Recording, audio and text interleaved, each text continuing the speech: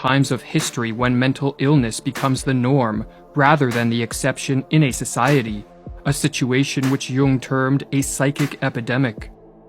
Indeed, it is becoming ever more obvious, he writes, that it is not famine, not earthquakes, not microbes, not cancer, but man himself, who is man's greatest danger to man, for the simple reason that there is no adequate protection against psychic epidemics, which are infinitely more devastating than the worst of natural catastrophes.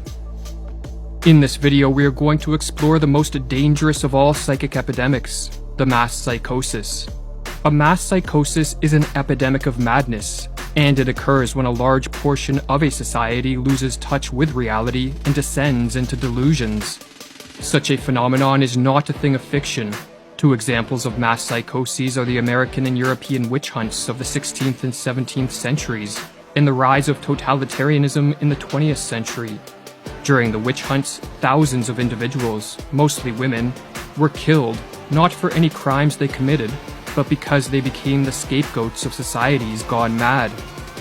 In some Swiss villages, writes Francis Hill, there were scarcely any women left alive after the frenzy had finally burned itself out. When a mass psychosis occurs, the results are devastating. Jung studied this phenomenon and wrote that the individuals who make up the infected society become morally and spiritually inferior.